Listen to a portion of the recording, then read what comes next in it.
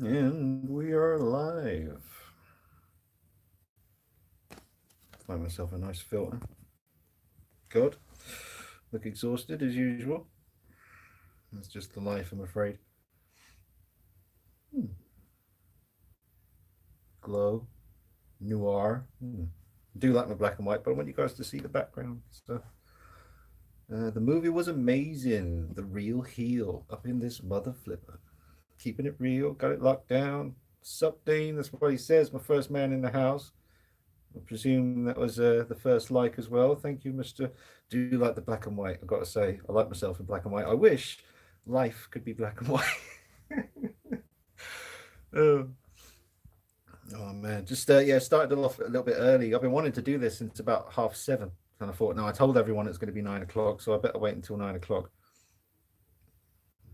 I'm trying to find a setting where I don't look absolutely zombie esque, which is how I usually look. That's why I hate doing this, man. I hate being on camera because I always look tired. Freaking out. Let's go for this one. Way. No, that's really weird. I'm just setting up here, guys. Bear with me. Whoa, freaky deaky. 8mm. Whoa, that's freaky. I think we're just gonna have to go normal. That's not even working. All right, screw it. That's gonna have to do because I can't be bothered to keep messing around with this all day. Marlin, what's up, man? How you doing? You doing all right? Who we got? We got Lance. Oh, I should be looking down here. This is the camera. Down here is the laptop with the actual stuff on it. So I'm trying to. I can never. This is another thing about the live streams. I'm always trying to find the best way to do this. Shall I sit down? Shall I stand up? I know that sounds silly, but it's a different thing. When you're standing up, I feel a bit more alert. When I sit down after about 2 hours, I start to get really sleepy, and I don't really think I make much sense anymore. So I've made a bunch of notes of things I want to talk about on here. Um, Lots of notes, lots of different things. This is all going to be to do with the Joker movie. So obviously, the title of the live stream, it says spoilers. So hopefully, you guys are aware of that now. And if you haven't seen the film yet, you definitely shouldn't watch this right now. I'm going to leave this on the channel, hopefully. So I always say that, but then I take them down because I'm just never satisfied with the live streams. That's my fault, not you guys. You guys are always here. You're always supportive. That's awesome. Speaking of which, 14 of you here. Let's hit that like button. I'll just hold my breath. No, I'm not going to do that. Right. We've got enough people in to get started. Well, we've got 14 people watching, so let's get cracking. Let me turn the volume down on this. Da, da, da, da, da, da. Right, now who we got? We got the Real Heel, Mysterious, Nedacy Croy, Lance, Marlin, The Unknown, Sam Jarvis, Stiff Kittens, Wayne Finch, Toys of Arkham in the house. Yeah, lots of people. So I'm just gonna get cracking now with me my notes. So the first thing I've got here is to do with the age of Arthur Fleck, the Joker in the movie, compared to the age of Bruce Wayne in the movie. I don't know how old Bruce Wayne is in the film, but he seems to be about 8 or 9 years old, maybe. And Joaquin Phoenix, when he shot this movie, he was 43. So I'm assuming that Arthur Fleck was around 43 as well. He looks it. So when Batman grows up in the comics, when I think of like Batman Begins or Year One, Batman basically was about to turn 30 when he became Batman. So he's about 30 years old, maybe 29, 30 years old when he becomes the Batman, which would make the Joker in this new movie about 63 years old, give or take a year or two, about 63 years old by the time Batman becomes Batman. So a 30-year-old Batman going up against a 63-year-old Joker in a possible sequel. I don't know, man. Yeah, that could be interesting. I'm pretty sure by the time this version of the Joker being about 43 years old when he becomes the Joker, being about 3 years old by the time Batman shows up, then the Joker would have definitely become more of that plotting, scheming, genius criminal mind. It's one of the things I heard people saying, and I agree. This version of the Joker doesn't really seem like the kind of Joker that would be setting up those really elaborate genius plans. Um, but then again, he was a lot more confident. Confidence is a hell of a thing. Like once you lose that fear and anxiety and all the things that you're thinking all the time, and you become, what he became at the end of the film, which obviously was an absolute psychopath, but he was certainly more confident than he was. Maybe given a few, 10, 15 years, he could be developing some pretty diabolical schemes. But that's the first thing, really, is just, in a potential sequel. Joker's going to be about 60, early 60s, 63 sort of thing by the time Batman shows up. So there is some stuff to consider there. Then I've got, will there be a sequel? And I don't know about that. I don't know. I have seen some recent interviews where Joaquin Phoenix said that he would kind of be tempted. He'd be open to doing it because he really enjoyed playing the Joker, and he said it was the best experience he's had making a movie.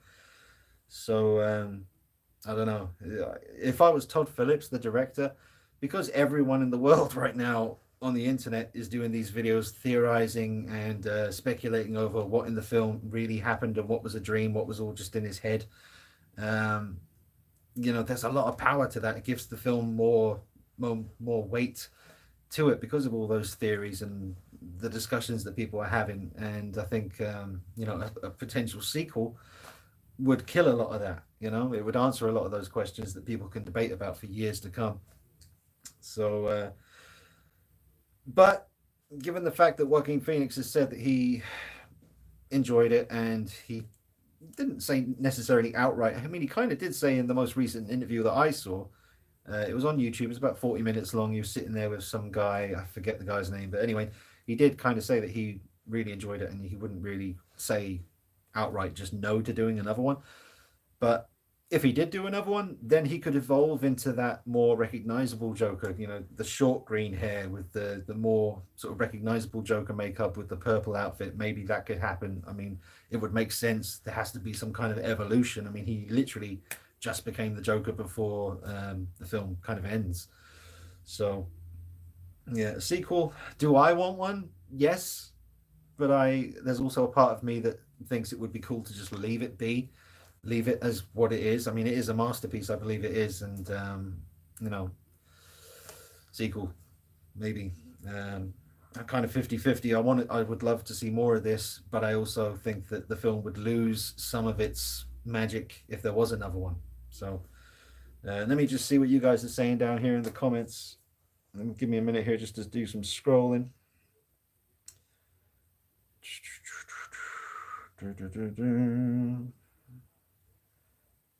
Interested in getting any Joker figures after seeing the film. So Marlon says, I'm interested in getting any Joker figures after seeing the movie.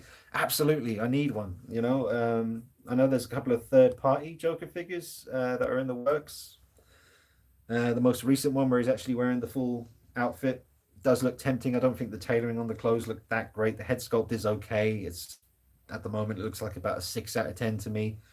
It's not something that I'll be rushing to get. I'm still kind of fingers crossed for a Hot Toys announcement, but that leads into the whole thing about, because obviously they have to get Joaquin Phoenix's approval for a likeness. They have to, there's a lot involved, and I just don't really see, of all the actors who give up who give their likeness away to companies like Hot Toys to make these figures, I don't really see Joaquin Phoenix doing that. He just strikes me as the kind of guy who wouldn't really be up for that happening, but could be a surprise, could do. You never know. I certainly want a Hot Toys figure of this Joker, big time. I need it. The collection needs it. What else? What else you guys asking here? Damn it, Deem, every time you stream, I'm having dinner. That's from the unknown. Anyone know if Hot Toys are going to make a Joker? Hey, Dean, not seen the movie, just so popping in to say hi. All right, Stiff Kittens, you haven't seen the film yet, so hello and goodbye. You don't want to watch this, seriously. I might have already spoiled some stuff for you, but that's your damn fault. The movie was phenomenal, beautiful cinematography. Hoping Hot Toys announcement soon. Yeah, cinematography was absolutely sexual. It was amazing. Score was incredible as well. You might want to leave there. Yep, got that. Do. Haunt Bruce Wayne was something. I don't think he's 43. Well, the Joker in the film, we don't know how old he is, but Joaquin Phoenix is 44 now, and he was 43 when he filmed this, and he looks like Joaquin Phoenix. So I reckon Arthur Fleck was about 40, 41, 42, 43, that sort of thing. Um, I think the age was left open for a reason. Yep. I'd like to say he's 30 something. Yeah, I don't know. Yeah, maybe. Late 30s, early 40s. Uh, I see it as the beginning of the black label of DC movies. Robert Juster fans in the house. Hello, Robert. I gotta ask, heard everyone saw the 66 Batmobile in this movie. Was it in the movie? Well, I didn't see any 66 Batmobile. I might have missed that. I'm seeing it again tomorrow. So maybe. Just have to go back and see it, man. There's just so many scenes in the film I'm looking forward to seeing again. And that hasn't happened since Batman Begins. I think everything in this film, I mean, apparently there's 30 minutes of footage that were cut out of the movie. Maybe we'll get that in the extended Blu-ray version, but there's literally, the director said, up to 30 minutes of footage that wasn't in the final cut. Some of the footage you see in the trailer, like when he goes to his mum's funeral, when we saw that footage early on in the early days where it was like just someone filming them as they were filming a scene, and Arthur Fleck leaves the place where he gets his clown job. He leaves there, and the guy who gave him the gun follows him out, and he takes the nose off his face and throws it and smokes a cigarette and leaves. We never saw that in the film, so I want to see that hopefully in a Blu-ray version. What else? It has to be Arthur. I hate the Joker inspired story. We need JP back. Someone has an interesting idea. He said, why not do a Joker 2 where he's facing Batman, but we are in the perspective of Joker instead of Batman? Yeah, could be cool. Liam Longstaff. Hey, Liam. Says, hey, Dean. Rasmus Nielsen. He says, if Hot Toys make a Joker, I would really love a blood smile sculpt. Yeah. 2 head sculpts, man. They got to give you at least 2 head sculpts, just at least for 2 different expressions. We'll see how that goes. If Hot Toys make a Joker, I would really love a blood smile. Oh, sorry, I just read that. JP said he was not interested in a second movie. Oh, sorry, I was wondering what JP was. I know now.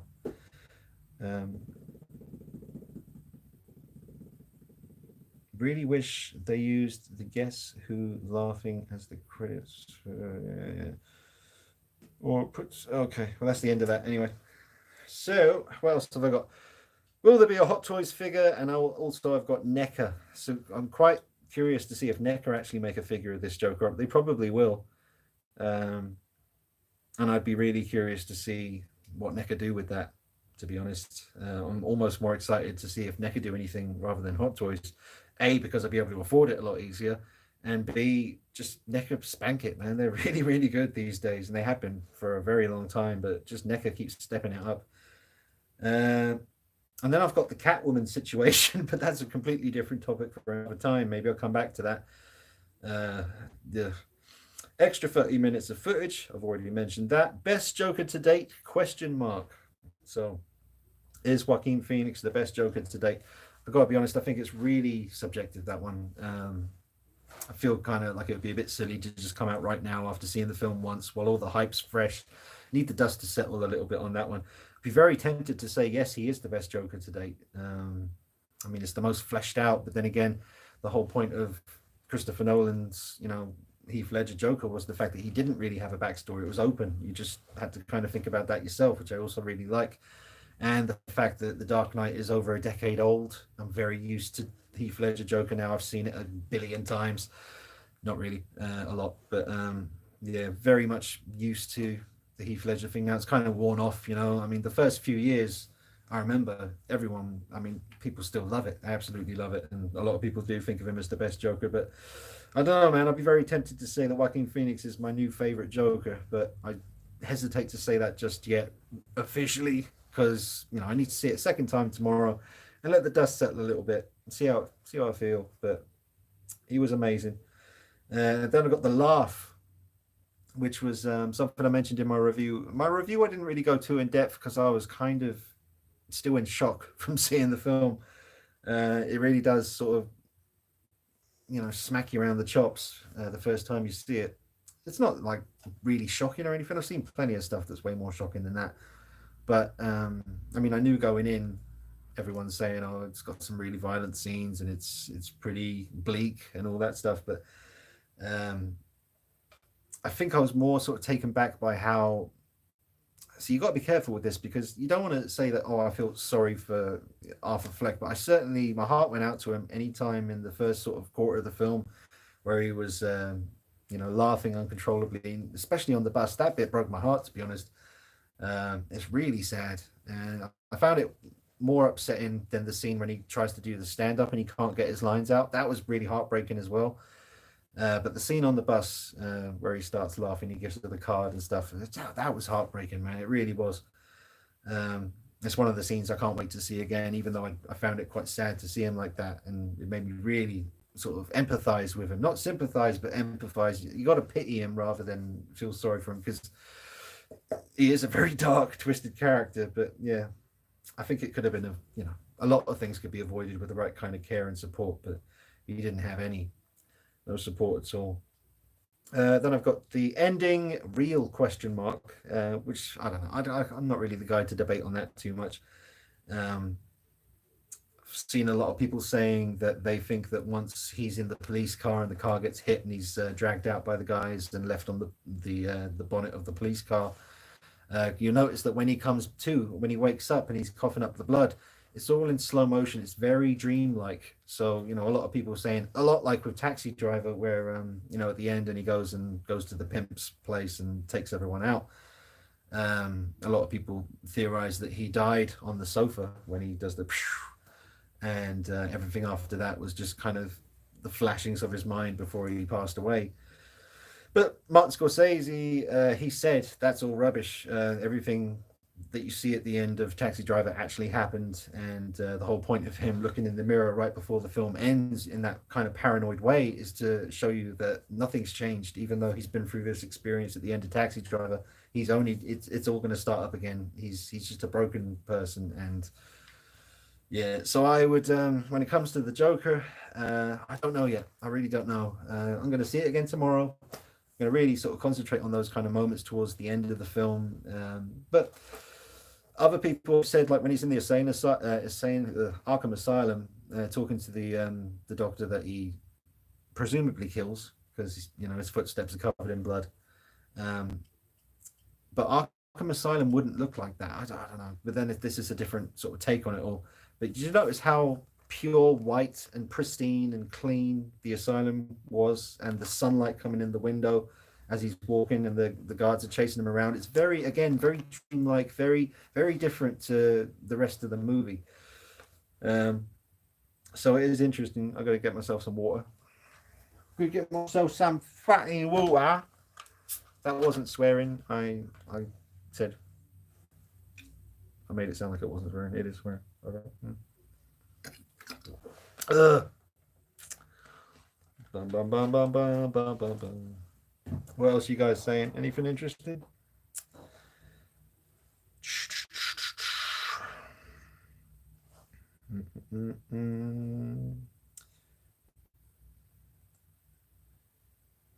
Bear with me. I'm just reading your comments here, guys.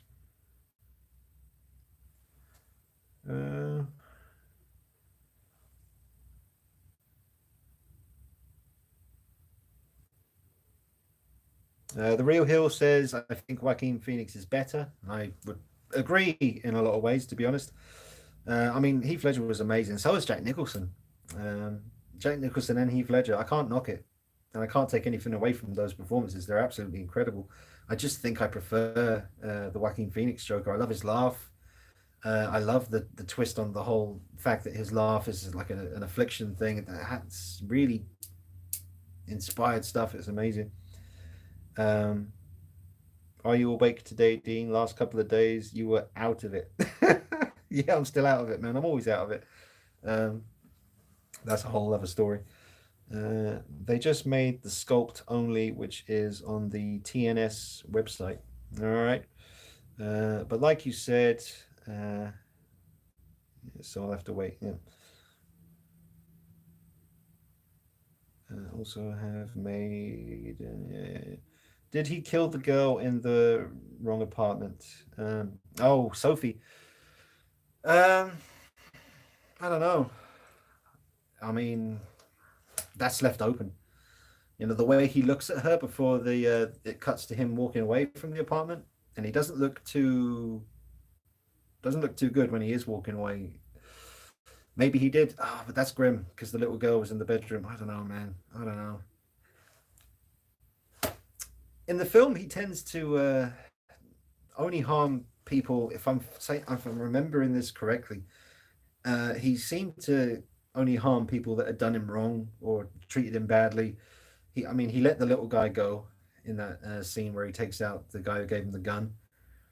You know, says to him, "You were always nice to me," or something like that, and gives him a kiss on the head and lets him go. That scene was incredible, man. That's one of the scenes I can't wait to see again. Um, I remember there was an old couple behind me when I saw it.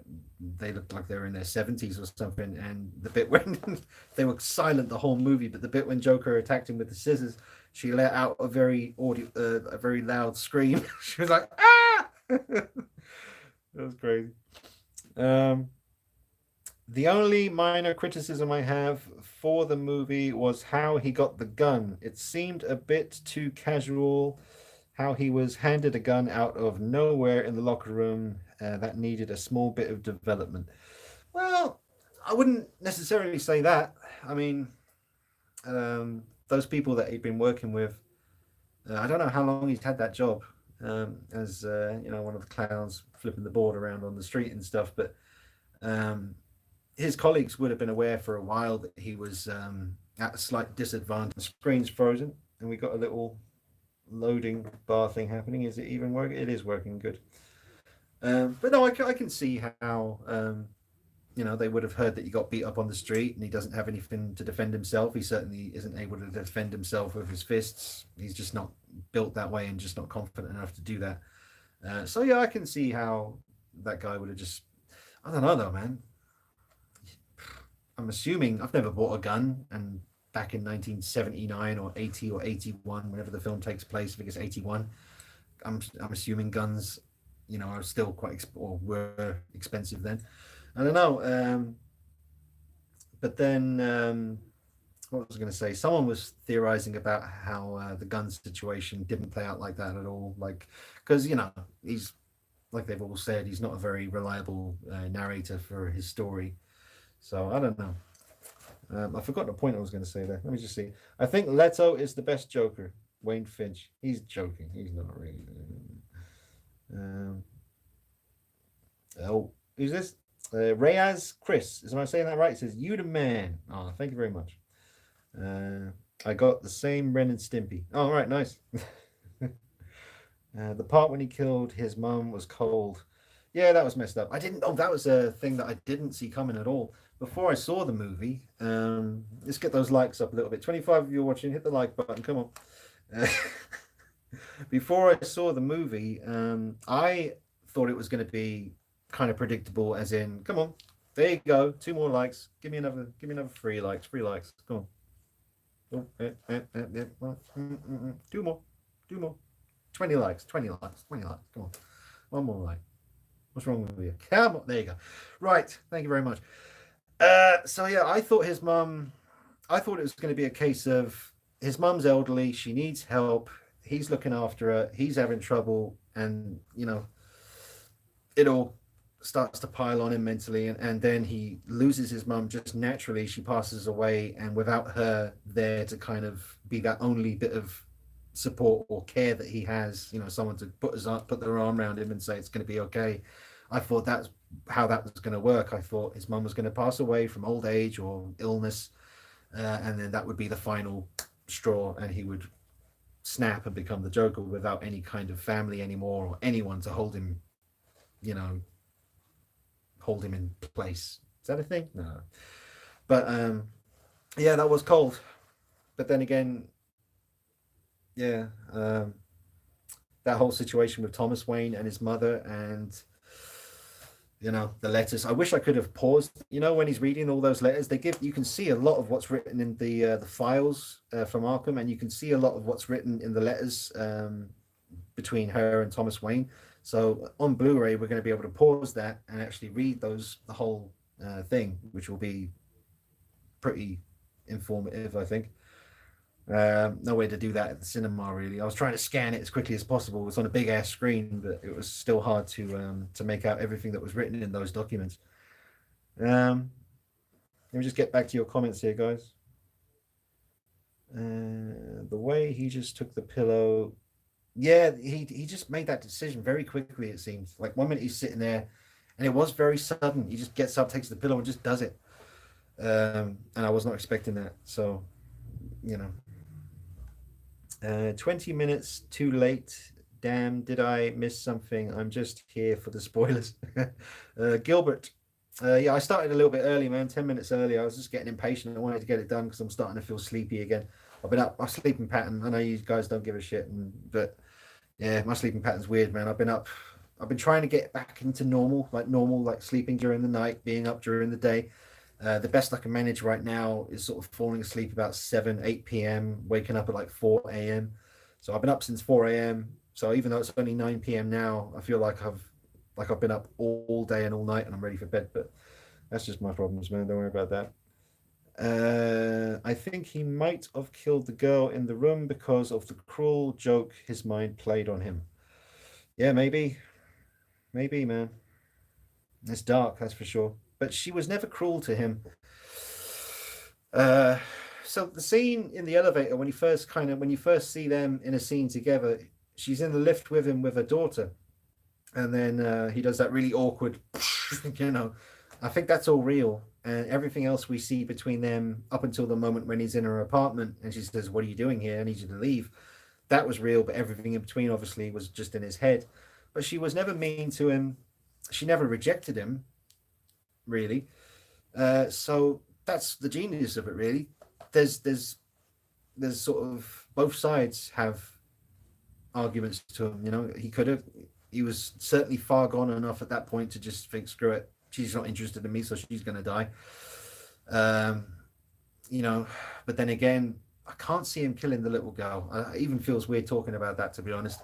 He might have killed Sophie, but I can't see him going into a room and taking out a little girl. I don't even like saying that. Or if the girl came out when she heard the commotion, then maybe he did something. But I don't know. I can't see that. Maybe. Let's see. What else we got? Do you think Thomas Wayne doctored the records?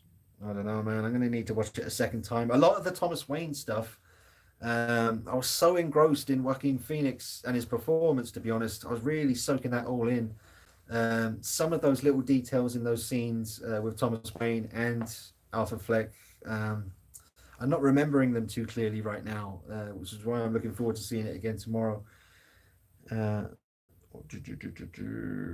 so glad that he wasn't Bruce's brother or anything. Yeah, for a minute there, it looked like he was going to be Bruce Wayne's brother, which would have been really twisted for a future potential film between Batman and Joker facing off, and they're related like that. That would have been new, but I'm glad that wasn't the case. From 1 through 10, what would you rate the movie? Well, I've seen a lot of people reviewing it, and like big channels reviewing it and little channels reviewing it, and they'll spend like half an hour gushing over the film, but when it comes time to give it a score, they give it a 4 out of 5 or an 8.5 out of 10. It seems like people are afraid to say it's an absolute 5 out of 5 or a 10 out of 10. So I'm telling you, it's a 10 out of 10. It is. It's an instant classic, just like the TV spots are telling you. It's one of the best films I've seen in the cinema for many, many years. Seriously is. It's one of the best films I've seen in a long time. I haven't been able to stop thinking about it since I saw the movie. this film and Batman Begins are the two movies, just happen to be DC movies. Um, and both those movies have had a big impact on me when I saw them in the cinema. So yeah, I give it a 10 out of 10. I think it's absolutely incredible, and I would only imagine it would be better with the extra 30 minutes of footage that we didn't get in the theatrical version. I hope we do get those extra 30 minutes in some form or another pretty soon. Let me just get back to you guys here. The scene where he's standing on the police car was one of the best scenes I've seen in a film. Yeah, it was very good, man. Very dreamy, though. Like I was saying at the beginning of the video, a lot of people speculating about whether he died when the car was impacted by the ambulance and stuff, because that was a hell of a crash, man. The cops are dead, weren't they? Did the guys pull the cops out of the car? And I don't think they did. I think the two cops in the front seat were dead. They looked dead, from what I remember. But yet somehow Joaquin Phoenix survives, or Arthur Fleck survives, Joker survives. It could be a dream. Could be all in his head. That last bit, I don't know. um, I thought after killing, have I missed anyone, by the way? Is Irene here yet? I missed that. Oh, Larry Phillips is here. Hello, Larry. Um, I thought after killing the guys on the train and the scene when he runs and almost celebrates in the public toilet um, is absolutely epic. Yeah, it was. The scene on the train again got to me a little bit. That brings up another point actually I haven't got to here, like how childlike he is. Um, and I made a note of the two times that struck me when he's given the gun by his colleague. The way he says, I can't remember the exact words, but he gives him the gun and he kind of says in a real childlike way, I'm not supposed to have a gun, or something like that. Like, I'm not supposed to have a gun, but he's so childlike when he says it. That kind of broke my heart as well. And the bit when he's on the train and he's watching those three douchebags harass the woman, the way he looks, the way he's observing that, the look on his face, it's like a child. Like he almost kind of, oh man, I don't even know how to say it, but it's friggin' heartbreaking, man. It's such a friggin' amazing performance, and not just Joaquin Phoenix, but he obviously didn't write this film. I believe Todd Phillips wrote and directed it, and I think he wrote it by himself. Like the way Christopher Nolan had his brother helping him write The Dark Knight Rises and The Dark Knight, and David S. Goyer helped write Batman Begins. So yeah, so the bit on the train when he's observing those douchebags messing around with the woman and stuff, that struck me. That made it even more sort of brutal when you see him getting hit by those guys. And I was not expecting the violence to start at that bit. All those the trailers we saw where we saw the bit on the train and they come over, and I just didn't expect those guys to die then. And like I mentioned in my review, I remember when Jeremy Johns was talking about one of the trailers, and he said those three guys have to get it at some point, but then possibly Joker goes back looking for them later on, or somehow he ends up getting them later, but he gets them right there and then, which I was not expecting. But the way that bit is filmed, and I'll never forget the bit when the last guy is kind of heading for the stairs and he's following him and he shoots him in the leg again one more time, I think, and then he shoots him in the back. And the way the camera sort of is moving, and he's just kind of standing there just holding the gun, and he's not moving, and the camera is just, it's so nerdy, but I love that stuff, man. It's just when things like cinematography and stuff, it's just, when it's done right, it's absolutely incredible. And also, no, that's it. Just the bit I've got noted down here when I noticed how sort of childlike he was when he was given the gun and when he was on the train observing the guys interacting with the woman. Those two moments, it was really clear to me that this is someone who, is very sort of childlike, which I can relate to because I'm a big child as well. So there's a lot of stuff in the film, and I knew that before I saw it. I remember thinking there's going to be a lot of things in this movie that I can relate to, and I don't mean that in a scary way, like I could potentially end up going crazy, but there's definitely things in here that I can connect with that he's going through, and but not to that level, obviously. I'm pretty sure everyone can relate to something. If Hot Toys don't make a Joaquin Phoenix, we riot. Yeah, maybe. Hot Toys needs to make it, but then again, it is Joaquin Phoenix. Exactly. I can't imagine him saying yes to it. Um, Oh, Paolo's here. Hey, Paolo. Wayne Finch says, totally agree, Dean. It is an instant classic and the best I've seen for years, too. Yep, I agree, sir. Absolutely. Where are we going? I absolutely loved that Joker and Batman were born on the same day. I found it really like how Joker didn't kill his parents, but his presence did. Yeah, his presence killed his parents. Yeah, that's a good way of putting it. Um, the cop is dead. Paolo says, "Would you be down for a sequel?" Yeah, I would. I think a lot of people are really up for the sequel, but whether we'll get one or not, that's you know, it's a different thing. Would you be? Hang on. I actually can't believe Warner Brothers signed off on this. Yeah, um, I mean, I can. Things were going in a very familiar direction for a long time with these superhero films, be it DC or Marvel. Um, and I really like it, especially after all the agenda pushing crap from Captain Marvel. Was that what she's called? Captain Marvel? I forget. Yeah, I friggin' hate that film. Um, just because of the blatant, shoving it down your throat with their bullshit message.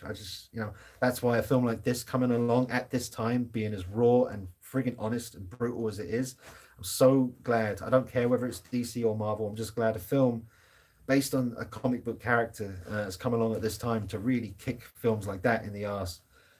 Um, I've got a note here about it's not a Joker movie. I've seen some people saying that's one of their major issues with the film, that it's not a Joker movie. It's just they've tacked on the Joker name to sell tickets. I think that's friggin' bullshit.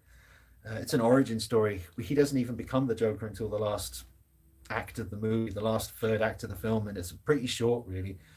Um, so I don't agree with that at all. It is a Joker film. It's an incredible Joker film. It's an amazing origin story that, in a very real way, very real, believable way. You just can't please people. You can't please everyone. So we'll let those people do their thing. Keep it over there. You're right. He's very childlike, even when he faced. Yeah, God, you're gonna make me cry.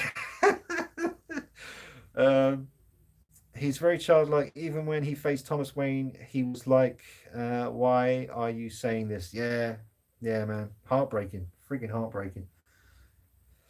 Good point. Um, the way he the way he runs with the gun aimed towards the guy running away was so chilling.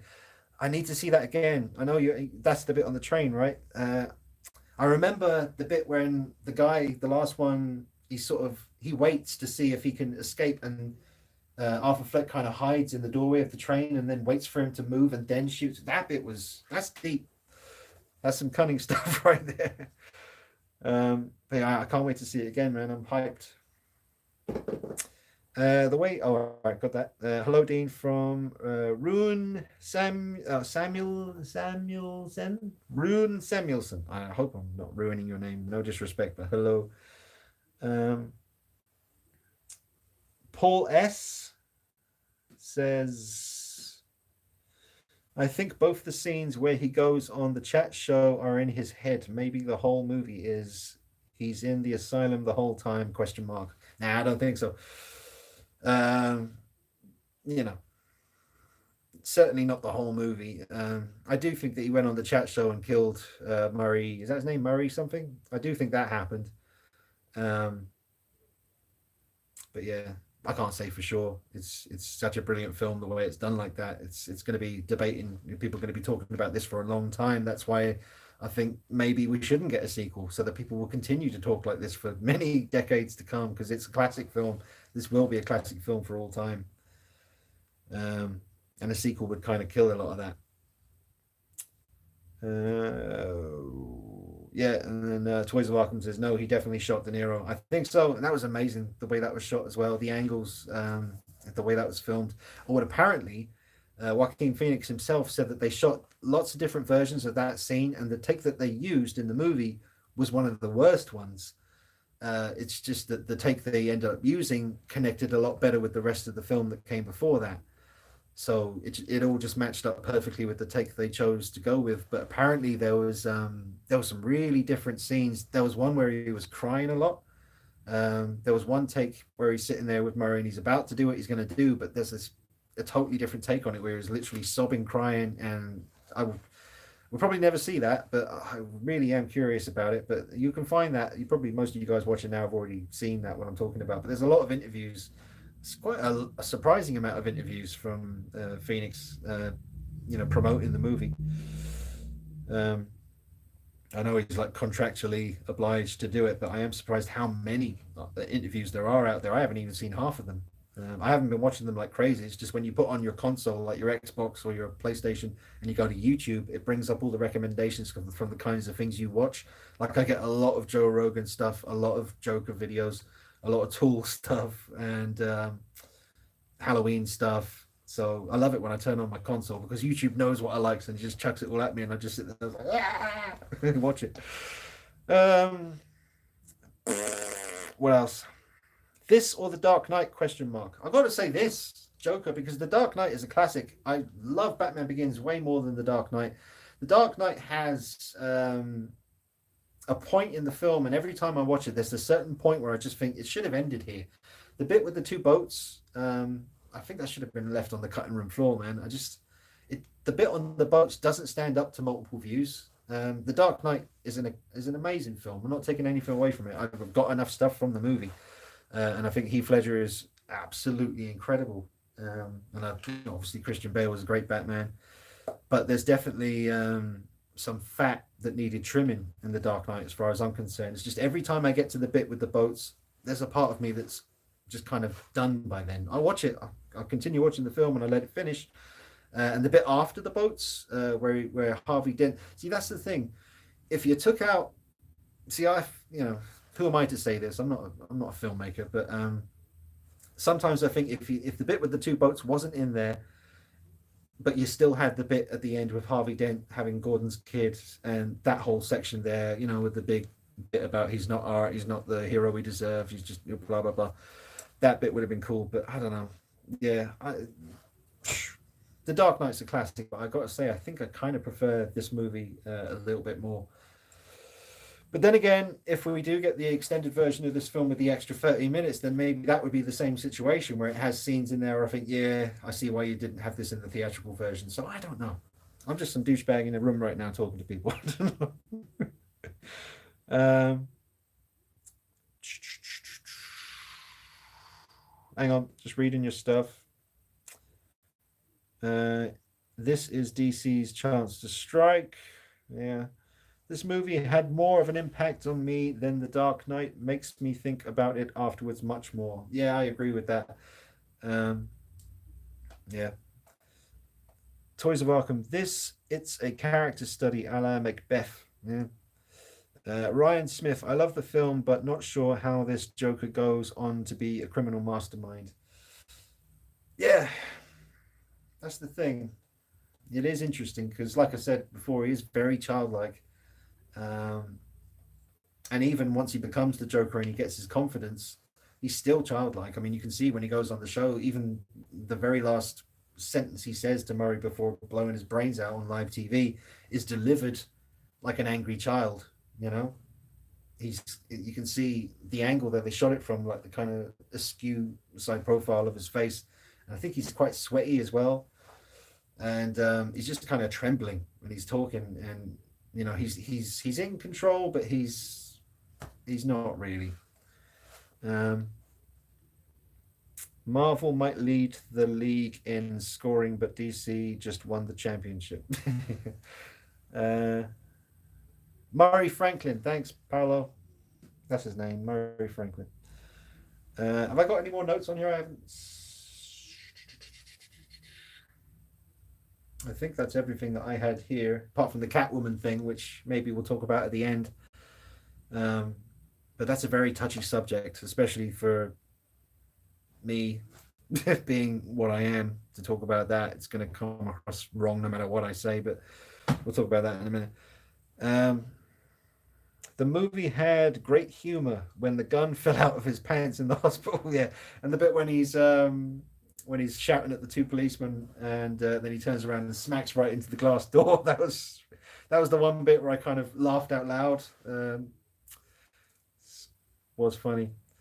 Uh, all right, so Joker or Batman Begins? Oh, Batman Begins. Yeah, it's gonna take one hell of a film to dethrone Batman Begins as my number one experience in a cinema ever. Batman Begins just has consistent hairs on the back of your neck moments, and I could stand here and list them all right now, but we'd be here for like an hour. Batman Begins, for me personally, is just the perfect Batman movie. Probably not in my lifetime will that ever be topped. The worst part of having a mental illness is, yeah, gotcha. I got a question. When you play miniature golf, do you just call it golf? Yeah, that was very funny in the movie. Oh, that's the last question I got. Well, that's it. Oh, no, I got another one. Keep the questions coming, guys, because I'm out of questions. So this live stream will end pretty quickly if you don't start coming up with things to talk about.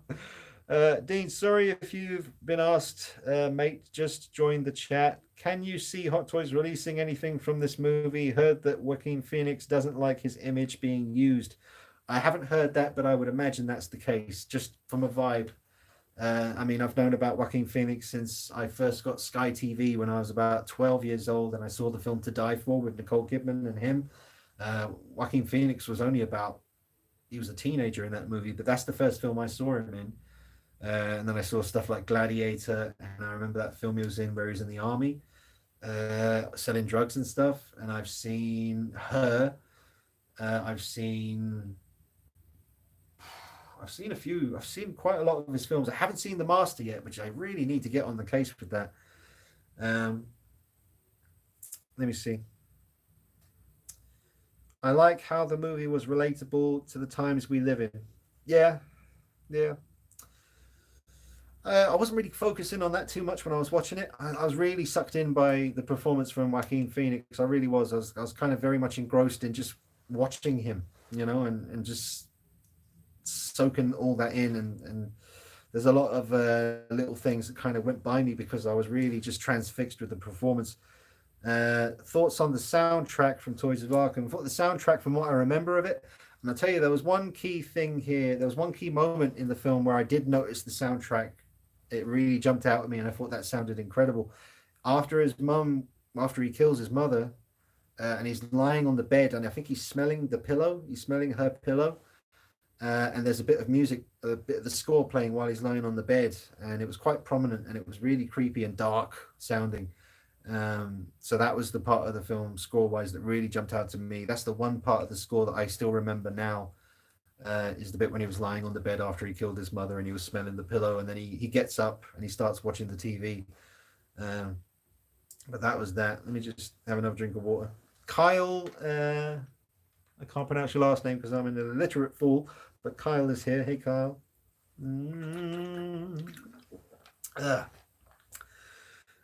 Totally thought the lady neighbor was going to be Harley.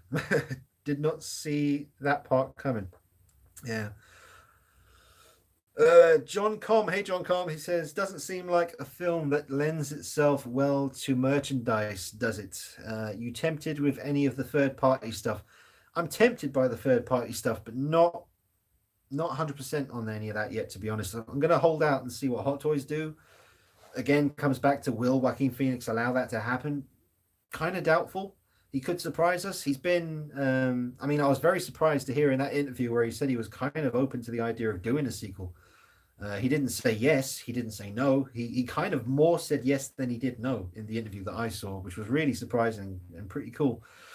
It's the most fun he's ever had playing a character. He's just worried. I heard him say that he's worried about doing that to himself again, though. Not just the losing the weight, but psychologically what he went through when he did it. Which I can understand, because you watch the film and it's not just like action and he suddenly just becomes that and does it. That's not that kind of role. And plus he said himself he's not a method actor and he doesn't know what that is, but I think he is and he doesn't realize it. I hope he wins an Oscar for this. Me too. I hope a lot of people win an Oscar for this one. The director, the cinematographer, the editor, the sound, the score.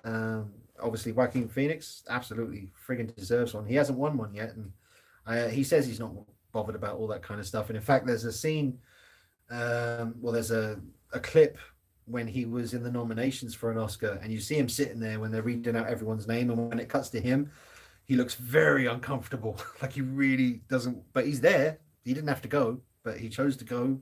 But he looks very uncomfortable when they say his name. But we'll see. He most definitely should. Yep, yep. Toys of Arkham. I thought the rioting made a lot of sense after Thomas Wayne called the non-achievers of Gotham clowns. Loved how everything in this movie made sense. Yep, I would agree with that. The worst part of having, yep, you've said that about 6 times now, Paolo. I get it. Super chat from Logan Michael. Funko, anti Funko Pops. Thank you very much, Logan. That's the first super chat I've had in quite a while. And he says, now that leaked pics video of the 78 flashbacks seen in Halloween Kills have surfaced, do you think NECA will be able to make a 78 Myers figure? Well, this is a Joker only video, but because you've super chatted, I will honor your question, sir.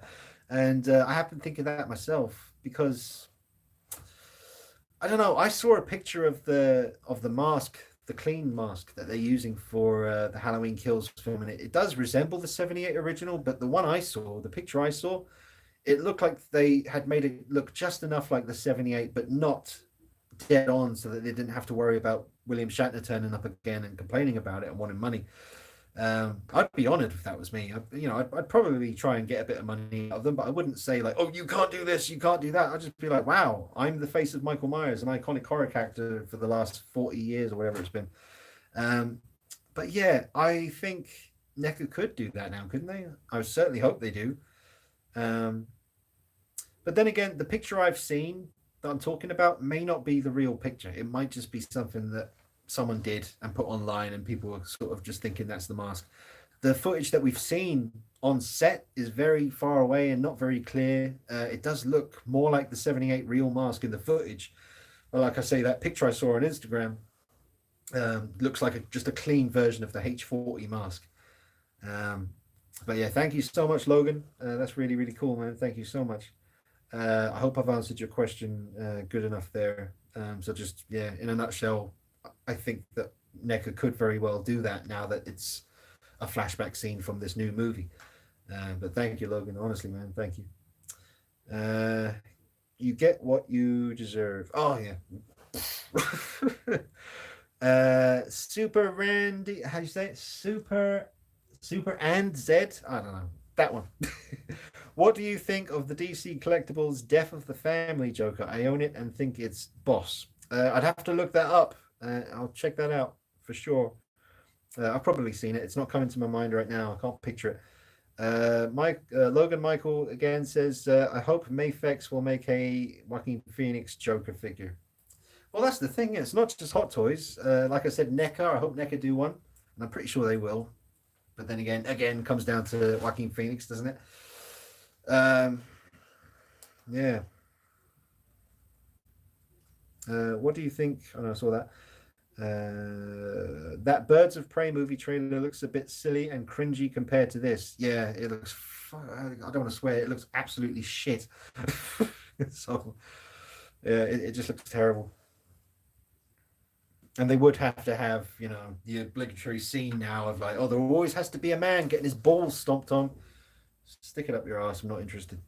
I hope it fails miserably. Marvel movies and McDonald's meals. The Joker is the... Wait, where's it gone? It's the Michelin star meal. Kyle says, by the end of the movie, I wound up really liking the new Joker suit with the red and even the makeup. Yeah, I mean, I like it, man. It's different. I love the colors of his suit. I even like the different take with the blue star, the blue sort of triangles and the big red smiley face. And I think if there is a sequel, that's definitely going to evolve. I think this is literally, like the way, like the Spider-Man, and that's a hell of a comparison, but like in the early sort of first few months of Spider-Man's career, his suit's pretty ropey. and gradually it evolves into something that we're more familiar with. I think that that's what I'm excited about. Really, is I can just picture Joaquin Phoenix evolving into a more of a purple suit, short green hair, more recognizable Joker makeup. I can see it, man. I think it would be amazing. I think he would be excited to do that as well. Um, we'll see. It would be awesome if that happens. Maybe we'll get a Joker skin in Mortal Kombat 11. I think there is. I think the Joker is in Mortal Kombat 11. I kept seeing a funny post where people were saying that he looked like the porn version of Joker. There is a porn parody, and he looks exactly like that one. It's hilarious. Um, I used to think, what's this? No, yeah, okay.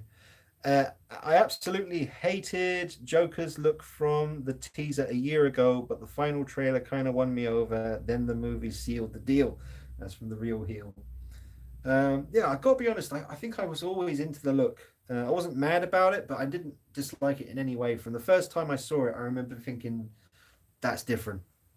And I was probably just mainly excited by the fact that Joaquin Phoenix was the guy in the makeup because I may not have seen every film that he's done, but everything I have seen and I've known for a long time, like a lot of people have, that he is an amazing actor, and just the fact that he would have accepted the role and done this told me way before I saw the film that this was going to be something special. Just for the fact that he agreed to do it, because he wouldn't have agreed to do it if it wasn't something special, and it is. So no surprise there, really.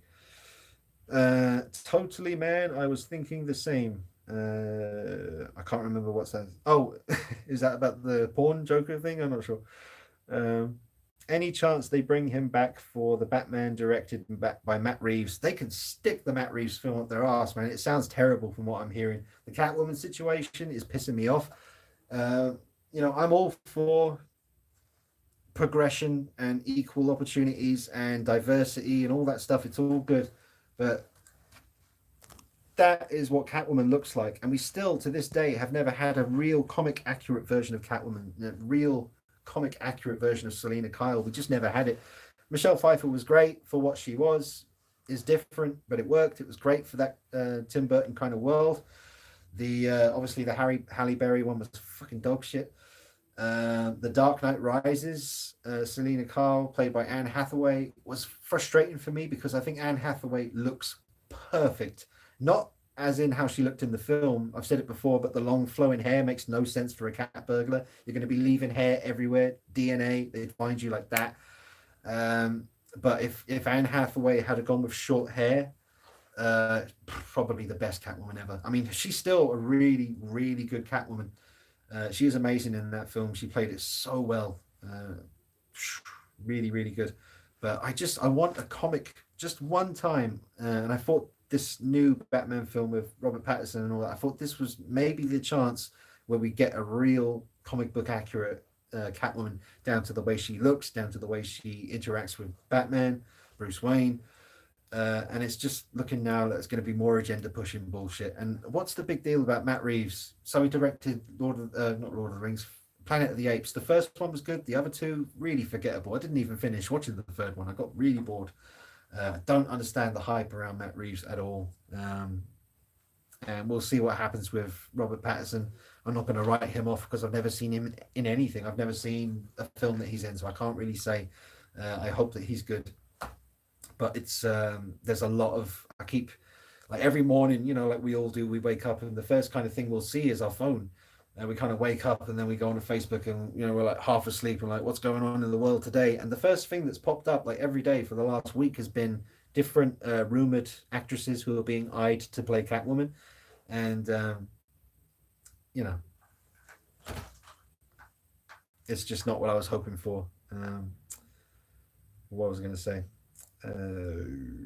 Yeah, but Adam Hughes Catwoman, that's what I'd love to see in a film, just once, just like, where is she? There she is. Absolutely, just one time, just give me that one time in a film and I'm happy. Do, do, do, do, do, do.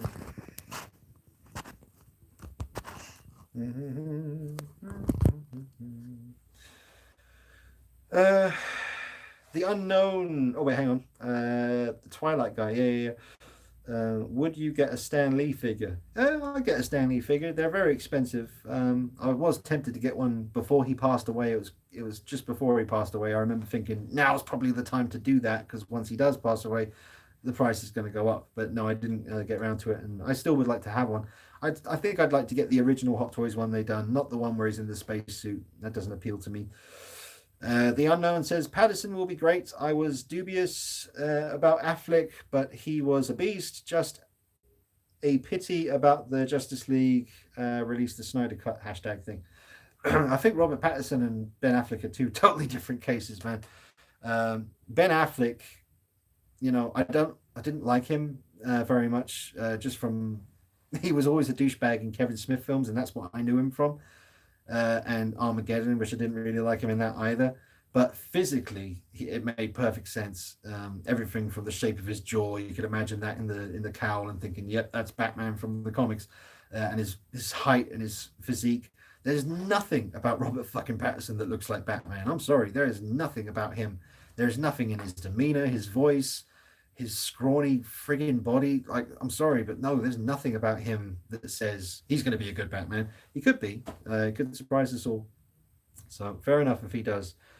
Um, I think I'm ultimately just excited for more Batman. Period. It's a good time to be alive for comic nerds. Yeah, that's true.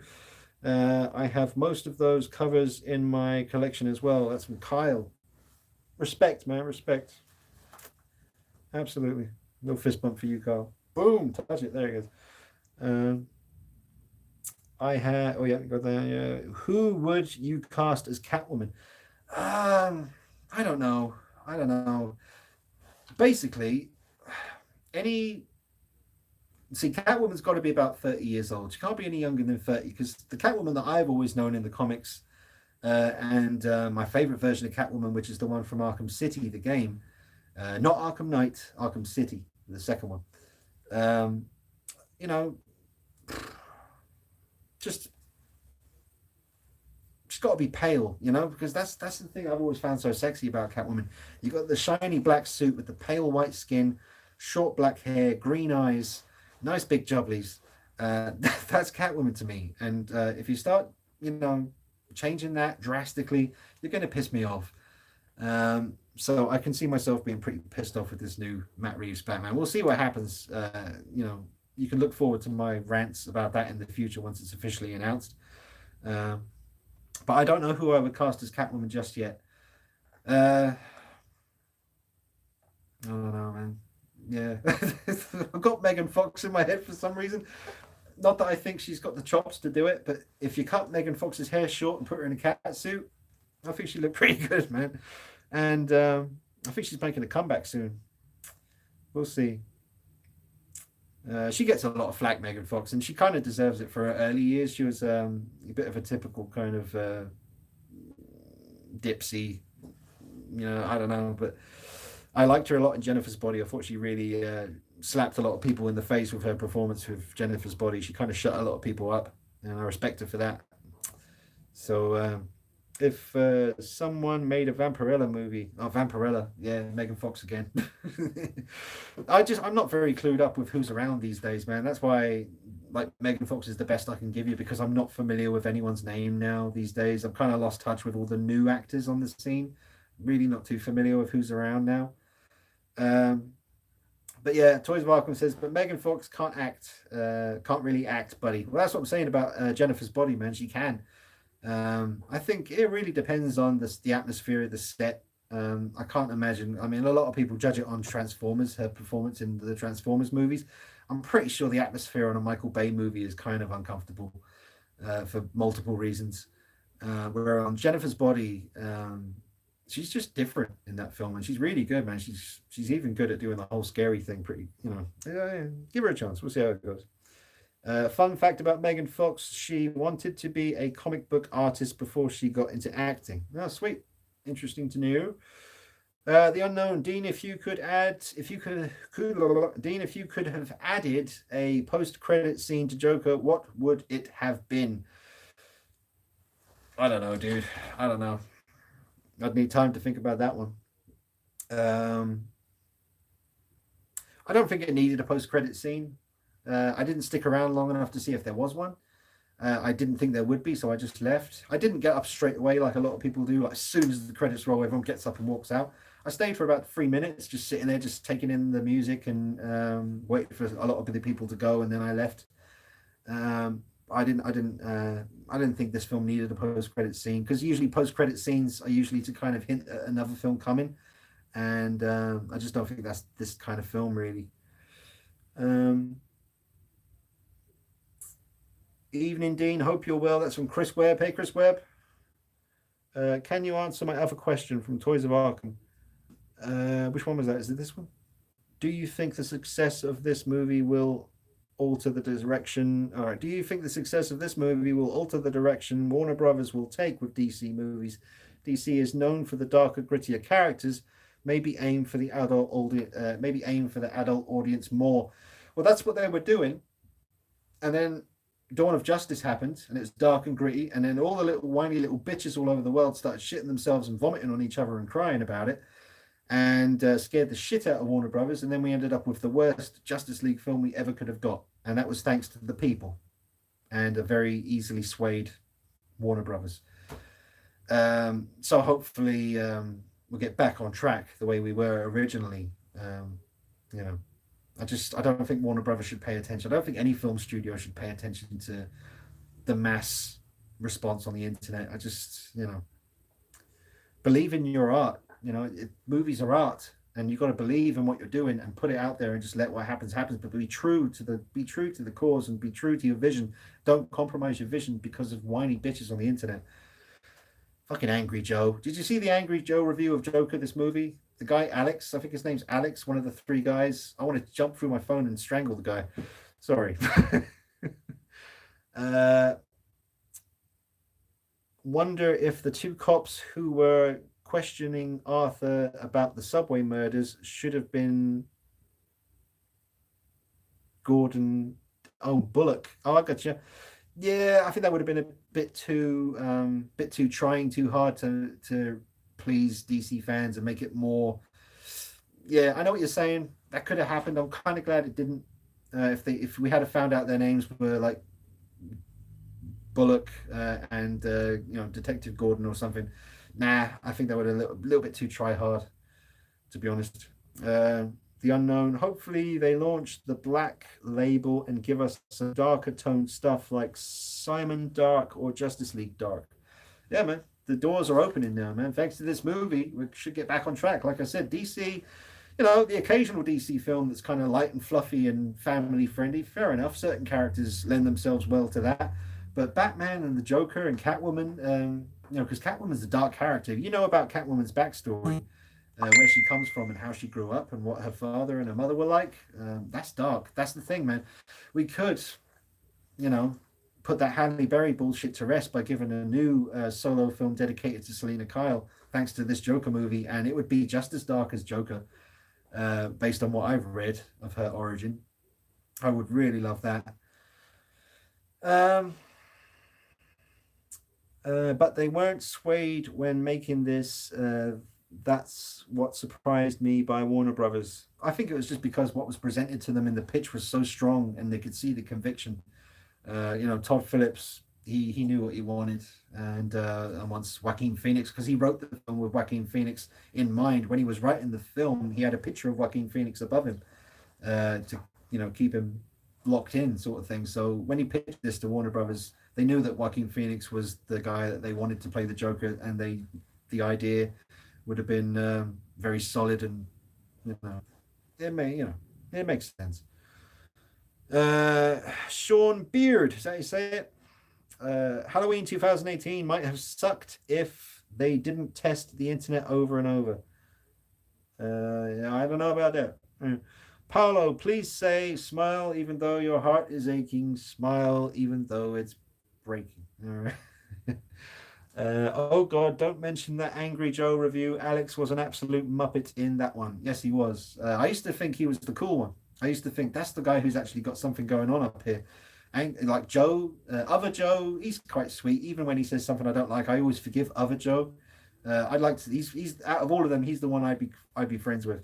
But Angry Joe, the real Angry Joe, the main guy, he on multiple occasions pisses me off. I wish he'd just stick to. I mean, I've got no right to say this because he's way like more successful than me. I don't even come into his universe when it comes to that kind of thing. But I think he's amazing at reviewing games. Can't fault him when it comes to reviewing games. Full respect to Angry Joe for the game reviews.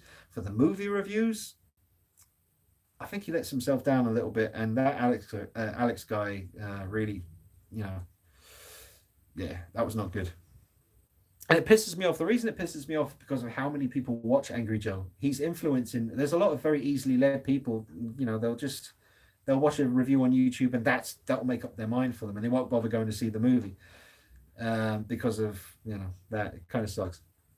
But they got a big influence over people, and a lot of the stuff they were saying in the Joker review was really juvenile. Like the way they were saying it. Like that guy Alex, he literally for about a minute he kept repeating about Arthur Fleck in the film. He can't even do his shoes up. He can't even work a shoe.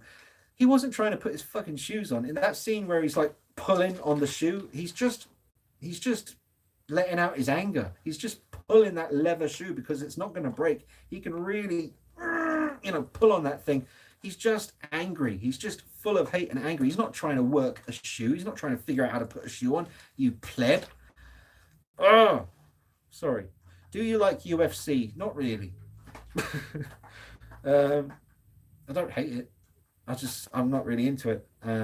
Mark Commode gave Joker a fair review. Yeah, I saw the Mark Commode review. I was looking forward. I was curious to know what he'd say about it. He liked it. That was cool. Do you like? Oh, I read that. I thought it said KFC. I've got KFC on the brain, man.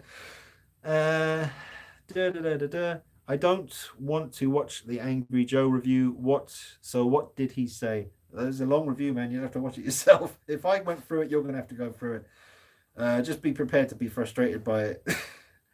The reviews are utter nonsense for Joker. Some critics are just constantly mentioning white males and mass shootings. The people have decided, and the numbers are way in its favor. Yes. Oh, by the way, guys, I don't know about you, but when I saw the Joker the day it was released on the Friday, I went to the first showing in the morning. It was like 10:40 a.m. the first showing, and every 20 to 30 minutes, a security lady wearing one of those orange fluorescent vests, she'd come in every 20 to 30 minutes and do a whole lap of the cinema where we're sitting in the dark watching the film, and she'd just walk up the stairs, and she made a point of looking at everyone, like checking everyone. It was clearly a security thing where she was coming in and making sure that no one was looking suspicious or something. It was really weird. I've never had that happen in a film before. I've spoken to other people about it, and they said that they didn't have that experience in England where I am. I know in America they were stepping up security for the film, which kind of makes sense given what happened when The Dark Knight Rises was released. So I kind of understand, but I don't know. It did seem very unnecessary and kind of silly. I don't know, but did any of you experience that? Did you have heightened security at your cinema for it? Because I certainly did. It was weird. Let me just go back and see what I got going on here. The review, I did that. I liked Alex too. He was on something in that review. Well, he's usually supping on a beer, but I don't think that was the problem. Recently, the government confirmed a UFO sighting. I saw something really weird. I saw that as well, but I saw something, a video that was posted recently. I can't even describe what it was. It was so weird. It was this at nighttime. I don't even know what country. I think it was America, actually, probably. And it looked like a rocket taking off into the sky, and all you could see was the trail of smoke it was leaving behind it. But then it split off into like 3 little balls that kept evaporating and then coming back again. And it would like literally turn to just smoke, and then it would go and just come back again and start flying around. There was 3 of them. Really weird, man. But I've always known that there's something else going on. You think seriously the vastness of space and we're the only planet with life on it? Don't be silly. Come on.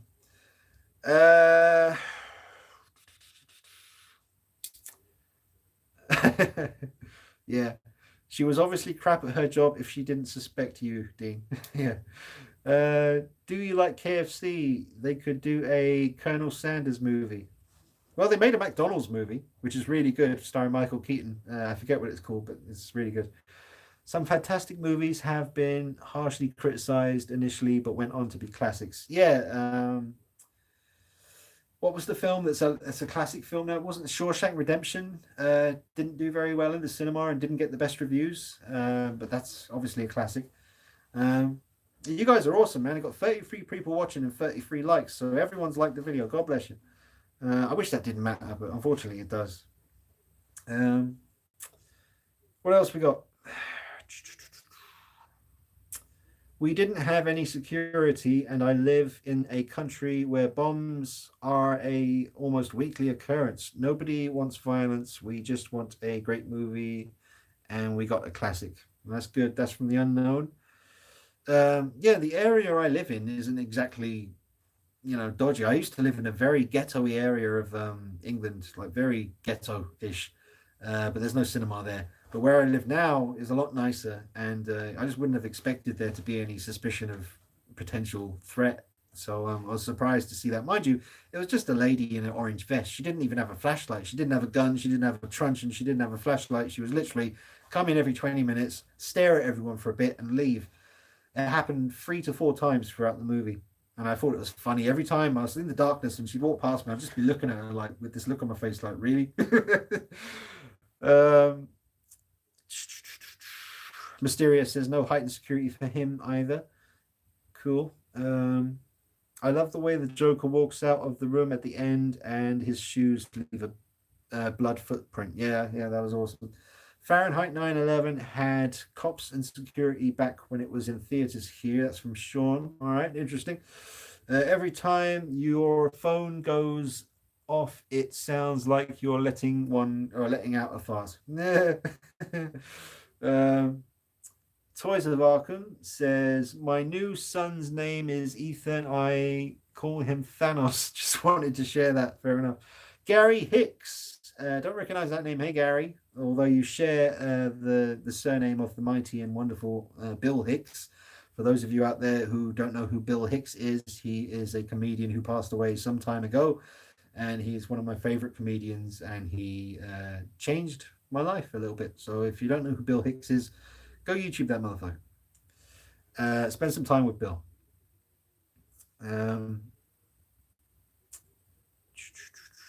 And if you're Tool fans, the album Anima, the track Third Eye, remember at the beginning of Third Eye, there's that sample of a guy talking about how if you don't like drugs, then go home and burn all your CDs and your albums because the people who made those albums were high as shit. Yeah, that's Bill Hicks. But he's awesome, man. Well, he was awesome. God bless him. He's passed away. Every day we live, 5 people get murdered. All that. Cheery. Gary Hicks, Joker was an amazing film. Joaquin Phoenix is my new favorite Joker now. I can understand that. I think he might be my favorite as well. We'll have to let the dust settle a little bit first. But absolutely incredible performance. I didn't think it was going to get any better than Robert De Niro as Travis Bickle in Taxi Driver, or Daniel Plainview in There Will Be Blood, played by Daniel Day-Lewis, or Daniel Day-Lewis in Gangs of New York as Bill the Butcher. Or obviously My Left Foot with Daniel Day-Lewis. That's an older one, and I don't think many of you guys would have even seen My Left Foot, but you need to watch that film. That's next level. And also, they're all freaking Daniel Day-Lewis movies. There's another one he did called In the Name of the Father, where he's falsely accused of being an IRA member, and he gets put in prison for a long time, and he didn't do it. It's an amazing film. It's really hard to watch, though. It's another one of those hard-hitting, hard-to-watch movies. But that's called In the Name of the Father. Unrelated, but there's a Denzel Washington film called The Hurricane, about a true story, again, about a man who was put in prison for something he didn't do, all because of racism. So check out The Hurricane with Denzel Washington. It's amazing. And one of the only films that managed to make me cry. Amazing stuff. So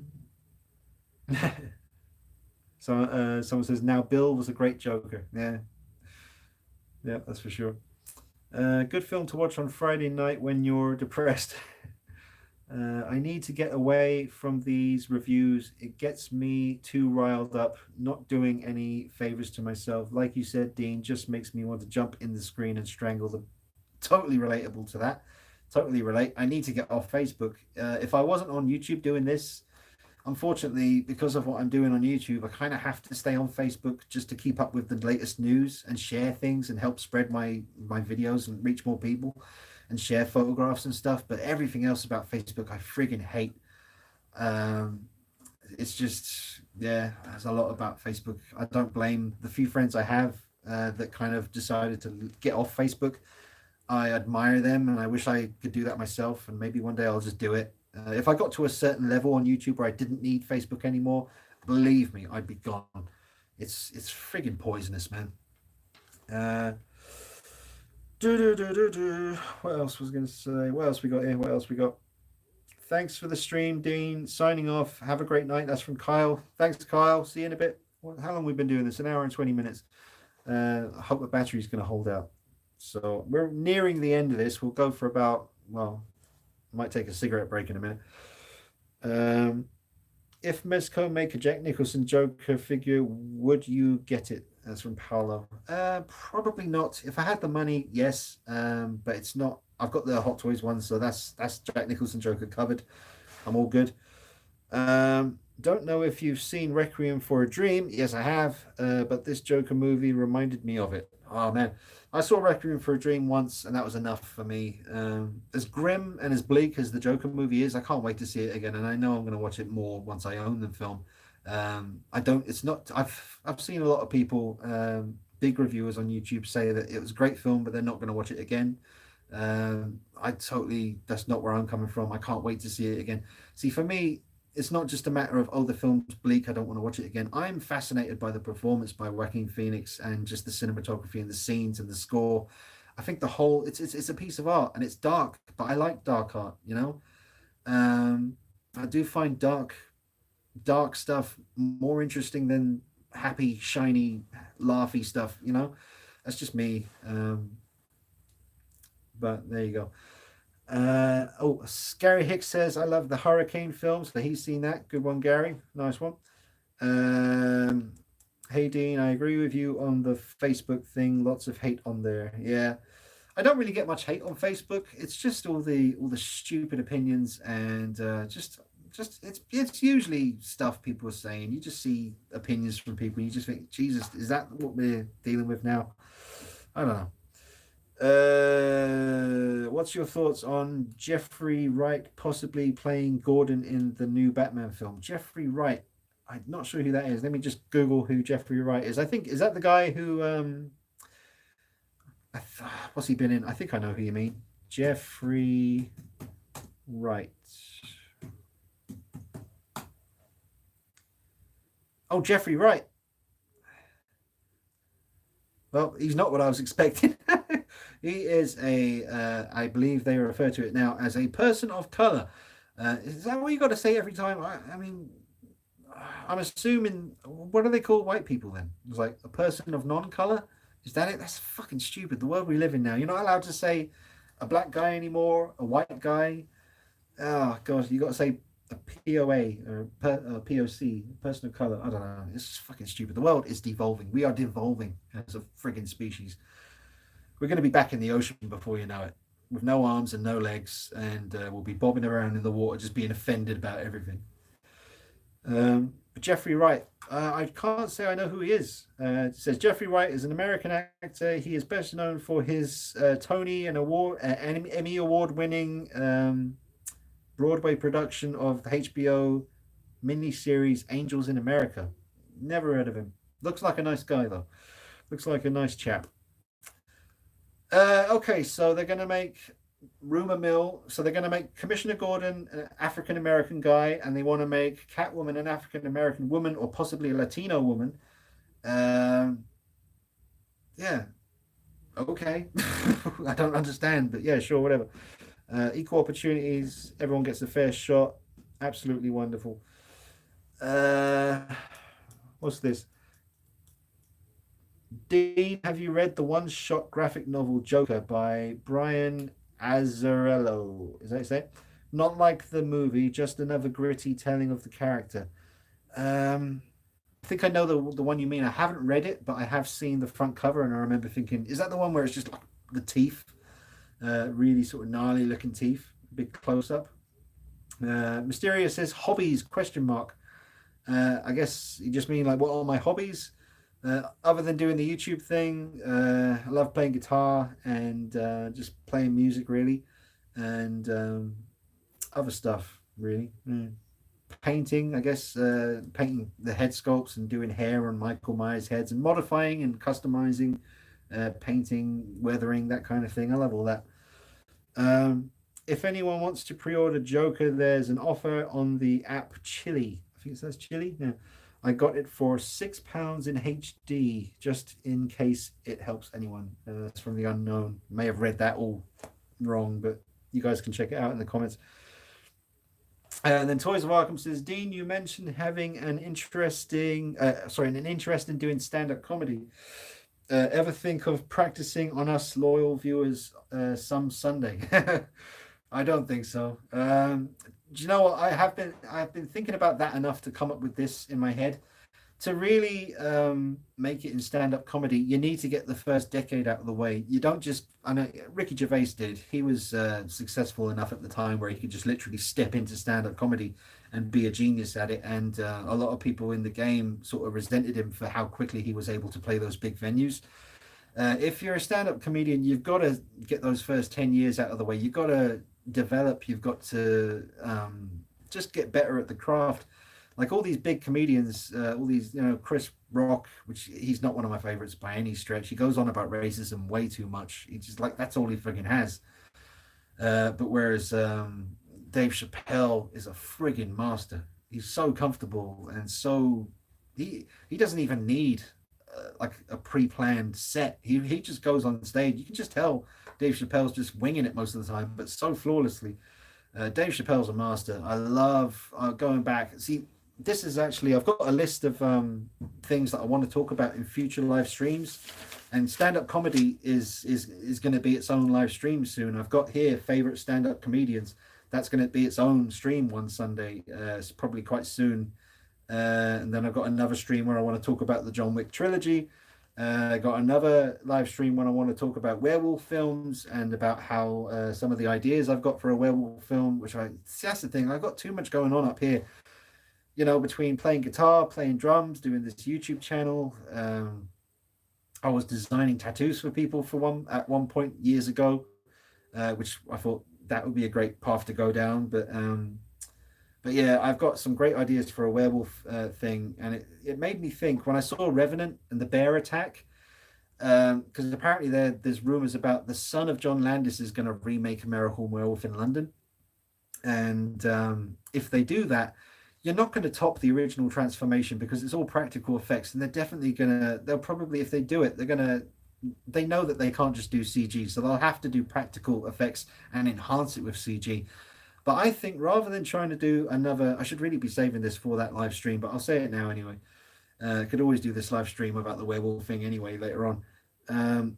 But I think rather than focusing on doing another really long, drawn out, realistic transformation scene, why don't they focus on having a werewolf attack as real as the bear attack from Revenant? But imagine that bear attack. I mean, you know how visceral and intense that scene is.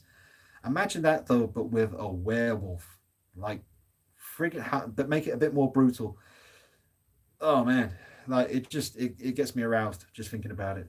A werewolf film with an attack scene as real and as brutal and filmed in the same kind of way as the bear attack from Revenant. I think that would be amazing. And if they focus on that scene rather than focusing all their time and energy into a transformation scene, which you're never going to beat the original American Werewolf transformation.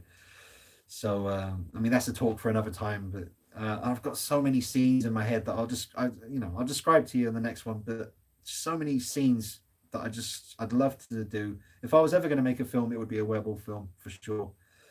They always say if you're a film director, if you want to be a film director, sort of cut your teeth on a low budget horror film. You learn a lot doing that and then go on to the other stuff. But I would probably just stick with horror, to be honest. I'd love to just do horror movies if I was a director. I'd just stick with that. And I got another idea here. I want to talk about my experiences up to this day, up to this date in the Michael Myers custom community. I got lots of stories. Some of them I shouldn't tell you because I'm going to be burning my bridges with certain people that I've dealt with in the past. But I don't really want to let them away with it, so we'll see. But I've got other ideas. What have we got here? Dave Allen did great stand-up comedy. I know Dave Allen. He was Irish. I think he was from Dublin. Yeah, he was hilarious. I used to watch him with my mum when I was a kid. I was too young to understand a lot of what he was talking about, but I still laughed. He was that good. But Dave Allen, yep, absolutely, full respect. Do you like fashion? Not really. No, not really. It's not something I pay attention to. Um, what else we got?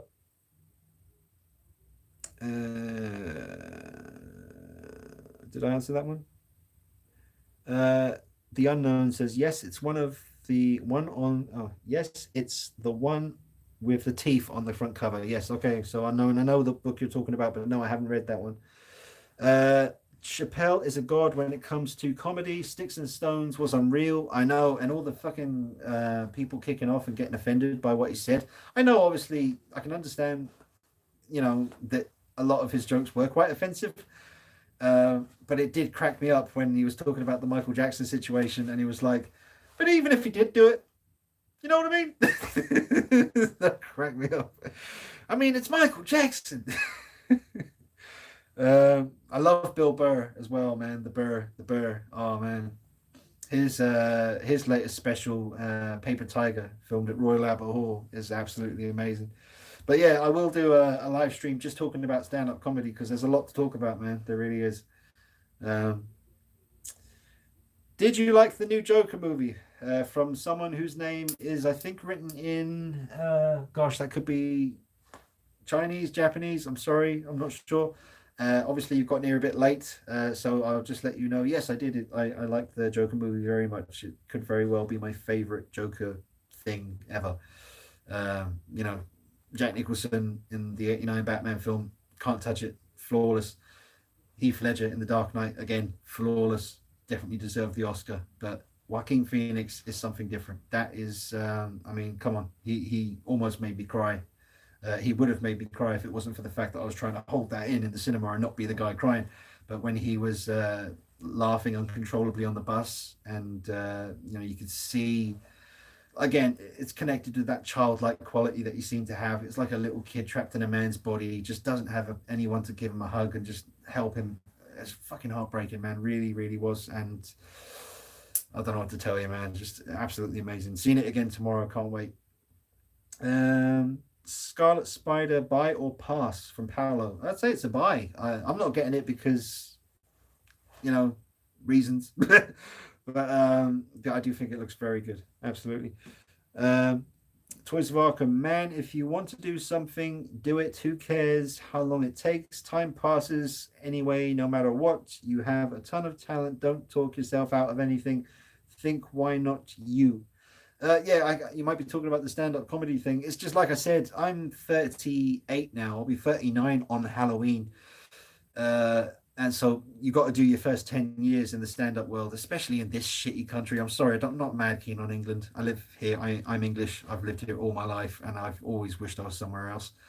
Most of the comedians we churn out, I mean, there's some good ones. There's a few good ones.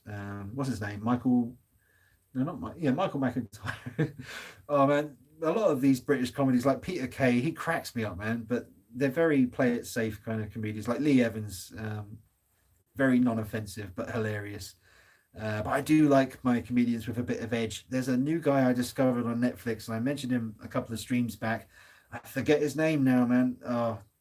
What's his name? Hang on, I can get it on here. Oh, what was his name? Even if I just knew his first name. He's friggin' hilarious. He's so sarcastic and just screw it. I'll save that for the live stream where I'm actually talking about comedy. I'll tell you that much, because if I start trying to find his name now, it's gonna piss you guys off. Ever had a broken heart from Mysterious? Yes, very, very much so. Twice. 2 times in a row. That's why I kind of gave up on relationships. I had the love of my life for about 3.5 years. We were together, and we're both totally in love, and it was an absolute dream come true. I didn't even have a proper girlfriend. I had a couple of girlfriends, but nothing that lasted longer than a couple of weeks. Up until I was 23 when I met this particular lady, and the moment our eyes met, one of those rare things where as soon as you see each other, you both just know. And we were going out the very next day, and we lasted for 3.5 years. And then she fell in love with her teacher at college, and decided she wanted to be with him instead. So that sucked. It took me a long time to get over that one. And then the very next girl who I decided to trust also, kind of broke the heart a little bit there as well. So after that, I was like, fuck this. I ain't doing that anymore. So it's been a long time since I've actually had a girlfriend, because it's my own choosing. I don't go out looking for it, and I don't bother with any dating apps or any of that, swiping left, right bullshit. It doesn't feel right in my heart and my soul, man. It just feels that's probably the future. That's probably where we're headed already, but it just doesn't appeal to me. Now, I'm just gonna wait for those sex androids to come along, and I'll just get one of those. Can I have one that looks like Megan Fox, please? Thank you very much. I'll also take that one that looks a little bit like Kate Upton. Thank you very much. Yes. Uh, what else? His Michael sketch from For What It's Worth, You're the Best. His Michael sketch from For What It's Worth is the best. Damn it. I'm not sure what that is. I'm sure I probably do know what that is, but my mind's not working properly right now. Uh, did you like the old Batman series with Adam West, and what do you think of the Joker in that? Yeah, I liked it. It's very obviously campy, different, of the time. I don't actively go seeking it out to watch it, but I appreciate it. It does make me laugh. It is quite cute. Um, Question was, she Epic Foreman's sister? Oh, no, what are you talking about? Sorry, Paolo, I don't get it. Feels bad, mad. All right. Well, that's the last of the questions. I'm going to roll a cigarette. Oh, my eyes are burning red, man. Seriously, I can feel it. It's just like stinging. Oh. Do you know what I need? I've never done it before, but I've never wanted two cucumbers on my eyes right now more than anything. Oh, see, this is where I wore. If you watch my Joker review, I'm wearing sunglasses, and I know that people are going to tune into that and think, "Oh, what a dickhead! Why is he wearing sunglasses? He thinks he's cool." It's not. I just look exhausted all the time, and I'm very self-conscious anyway. So it's hard enough for me to go in front of the camera, but when I go in front of the camera looking as tired as I do, it makes it worse. But I'm fighting through it for you guys. So there you go. Oh, don't worry, man. It's beautiful. Oh, thank you very much. Cucumbers on the eyes are the best, man. Do it. No, I've never done it before, but I might have to give it a go tonight. So yeah. I'll tell you what, guys. It's an hour and 37 minutes. I ain't got much left to say, to be honest. I think we've done it all for this week. So rather than having a cigarette and then coming back and just talking nonsense for another half an hour or something, I think I might just wrap it up. Is that okay with you guys? Are you all good? If you've got any last questions or anything in particular you want to say, and go ahead and let me know. And person whose name I can't pronounce, sorry, I can't pronounce the name. Well, there's no way I can pronounce it. I can't even read it. But thank you for watching, man. Or lady, man, lady, or it might be a dog or a cat. I'm not sure. How did your day go? My day today, what did I do? What did I do today? Today's Sunday. I woke up. I made myself a Marmite roll. I like Marmite. The thing, I'm such a fussy eater. I don't like butter. I don't like margarine or any of that stuff. The only thing I like on my bread is honey or Marmite. I think I used to like peanut butter when I was a kid, but for some reason, I hate it now. Peace out. Enjoy your second screening from Unknown. Yeah, man. Can't wait to see it again tomorrow. Really, really looking forward to it. You missed my two comments from Paolo. Let me just go back. Hey, Dean, please scrolling up. All right, Paolo, I'm going back. Question was she Eric Foreman's sister? Eric Foreman's sister. I don't know what that is. Who's Eric Foreman? Personally, I think that things have dumbed down. And that was another thing Paolo said. And Paolo said, Dean, what do you think about Wallace and Gromit? Oh, Wallace and Gromit's great. Stop motion. I love stop motion. And yeah, Wallace and Gromit is fantastic, man. Absolutely. Oh, was that something about Michael Jackson? What was that? I saw Michael. His Michael sketch from For What It's Worth is the best. Oh, okay. Like when Chris Tucker, his special on Netflix, where he's talking about knowing Michael Jackson and hanging out with Michael Jackson. I love those bits, man. I loved Michael Jackson, man. I don't believe for a second that he did any of that stuff. I do believe that there are some seriously nasty people in this world, very greedy people, very opportunistic people, and yeah, I, you know, I, I don't claim to be some kind of psychic lizard brain genius or anything, but I only had to look at those two people. Those two guys from the what was it called, Finding Neverland or Surviving Neverland, or that feature-length documentary. I haven't seen it. I don't need to see it, man. I could just tell by looking at those guys that they are liars, scumbags. Michael Jackson dedicated his whole life, his whole career, which was his whole life. He was a star, or like a musician in the limelight from since he was a tiny bloody kid.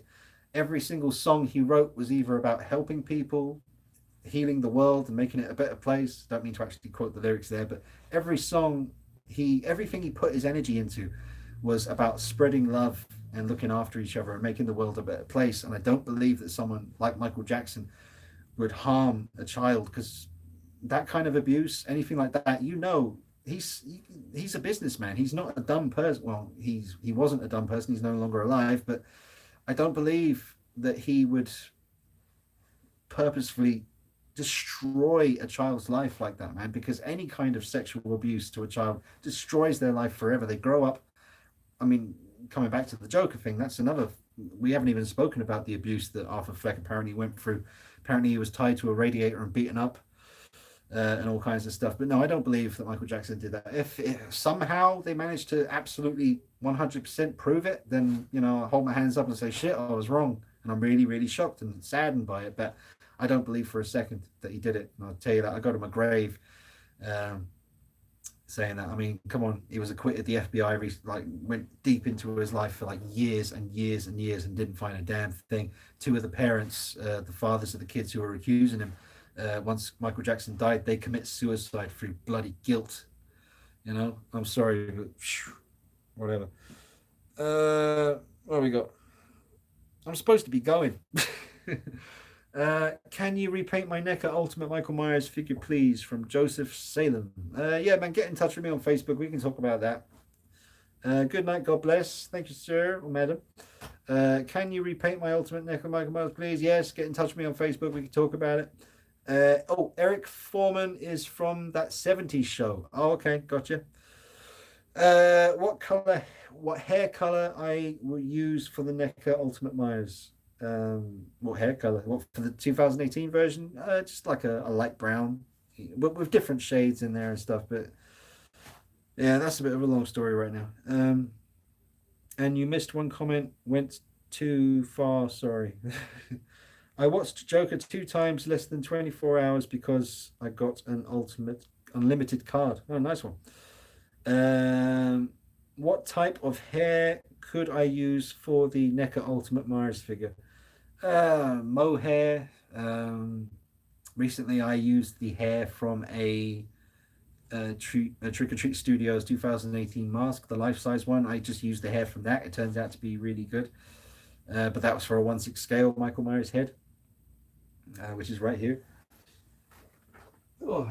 Everyone watching, if you could do me a favor, just before I went live with the stream here, I uploaded a video on this custom Michael Myers. So if you could do me a favor, just jump on that video and just hit the like button, help more people discover it. So I'm really proud of this. I did the hair myself, I painted it myself, and I'm so sort of happy with how he's turned out. I just want more people to see it so I can show it off. So you go ahead and you like that video for me.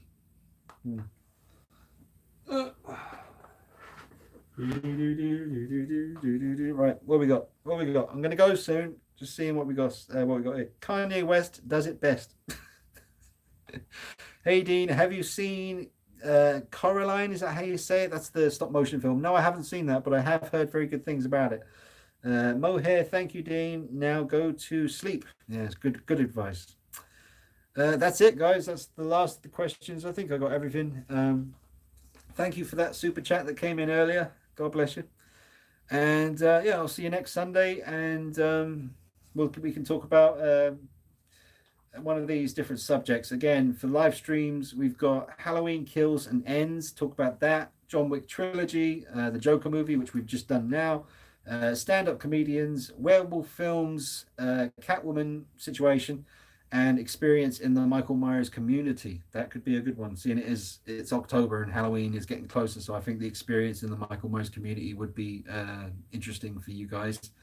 Bit of a risky one for me because, like I say, it's not all positive stuff, and if I talk about some of these things, it's going to be very much a burning my bridges with certain people kind of a situation, but you know, we'll see.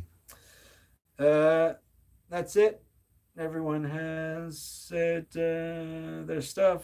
So that's goodbye from me, folks. We did an hour and 45 minutes. Usually I do 2.5 hours. And I think that's just too long, man. My throat gets so sore. Wait, how do you spell mohair for the Michael hair? Mohair. I think that's how you spell it there. Just mo and hair. That should bring it up. Also, there, I think it's called Tibetan mohair. Like Tibetan mohair. I think that's what you say. There's other kinds of hair as well. But seriously, not that you're going to want to buy a trick-or-treat life-size mask just to rip the hair off it and use that, but that's what I ended up doing, because I had the trick-or-treat mask. I was sending it to Simon Brandolino to rework it for me, and I asked him on the phone before I shipped it to him. I said, do you need the hair on the mask, or can I just rip that hair off because I want to use it for something? He said, I don't need the hair, and it'll actually help me if you send it to me without the hair on, because then I don't have to remove it. So I removed all the hair. It came off really easy, and now I've got some 2018 hair in a bag, which I may use on the quarter scale NECA very soon. So watch this space. But yeah, I know I've seen your vid. You don't need to explain, brother. Fine, I won't then. Please go up. It's a joke. Paolo, what, man? Jesus. Hey, Dean, have you seen Caroline? I did. Didn't I steal your stuff? Are you missed one comment? No, Paolo, you're going to have to tell me that one on Facebook because I can't find it. And if I keep talking, my eyes are going to explode. So that's it. Is everyone done? Say your goodbyes. And I'll see you guys real soon. How many of you are still here? 27 people. God bless you. All right, well, I'm going to go. Thank you for watching, and I'll see you next week. Take it easy. See you soon. Bye-bye. Just this. Peace out, man. Have a good night. Thank you, Joseph. All right, guys. Take it easy.